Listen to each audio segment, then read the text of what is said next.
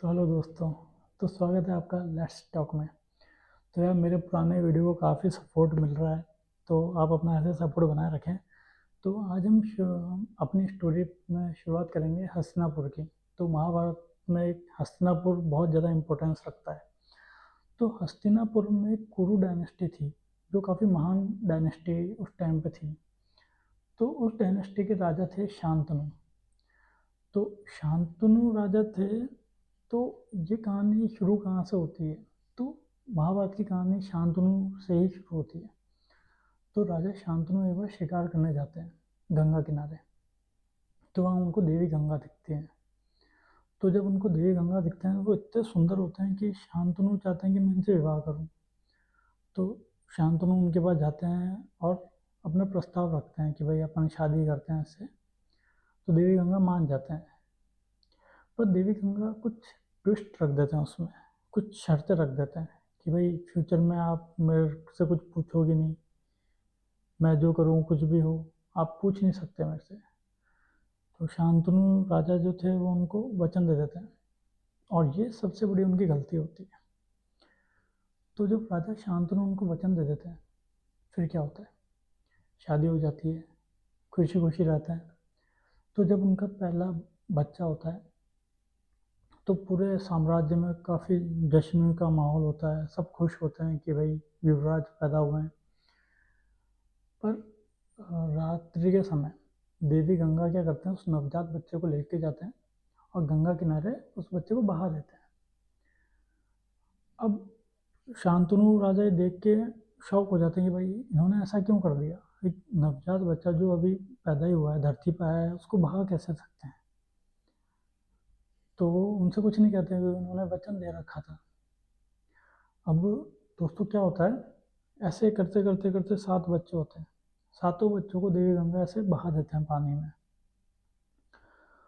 तो यार शांतनु जो थे वो काफ़ी डिप्रेशन में रहने लग गए, काफ़ी टेंशन में रहने लग गए। उनके समझ ही नहीं आ रहा था कि ऐसा ये क्यों कर रहे हैं, क्यों अपने ही बच्चों को ये बहाते जा रहे हैं। पर अब जब शांतनु के साथ इतना बड़ा ये हादसा हो गया कि भाई 7 बच्चे मर गए, तो उनसे रहा नहीं गया। तो जब उनकी 8वीं संतान हुई तो वो सोचते हैं कि यार अब तो मैं जो होगा देखा जाएगा, रोक दूंगा मैं। तो जैसे 8वीं संतान होती है और देवी गंगा जाते हैं गंगा किनारे, तो शांतनु उनके पीछे पीछे जाते हैं, और जैसे ही देवी गंगा बच्चे को बहा देते हैं, शांतनु उसका हाथ पकड़ लेते हैं, देवी गंगा का हाथ पकड़ लेते हैं।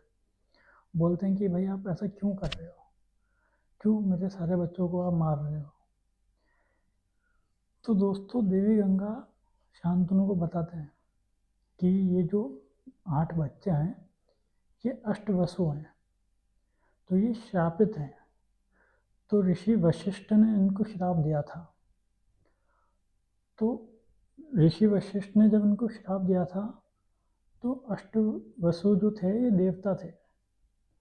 तो ये देवी गंगा से प्रार्थना करते हैं कि भाई आप फ्यूचर में हमारे माँ के रूप में आना और हमें एक तरह से मोक्ष की प्राप्ति दे देना। हम ये जीवन इंसान के रूप में जीवन नहीं भोगना चाहते हैं। पर 8वीं संतान जो जिसको बहा रहे थे देवी गंगा, उसको नहीं बहा पाए।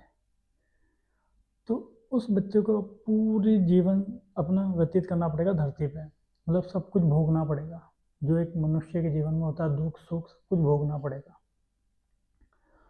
और ये बोल के वो बच्चा उनको थमा देते हैं और खुद चले जाते हैं, गंगा में चले जाते हैं। तो दोस्तों ये बच्चा था देवव्रत। अब देवव्रत से भीष्म पितामह कैसे बने, उन्होंने क्या प्रतिज्ञा ली, क्यों प्रतिज्ञा ली, वो सब अपन बात करेंगे अगले पार्ट में। तो होप करता हूँ आपको ये वीडियो अच्छा लगा होगा। तो यार वीडियो को लाइक कर देना, शेयर कर देना और चैनल को सब्सक्राइब कर देना।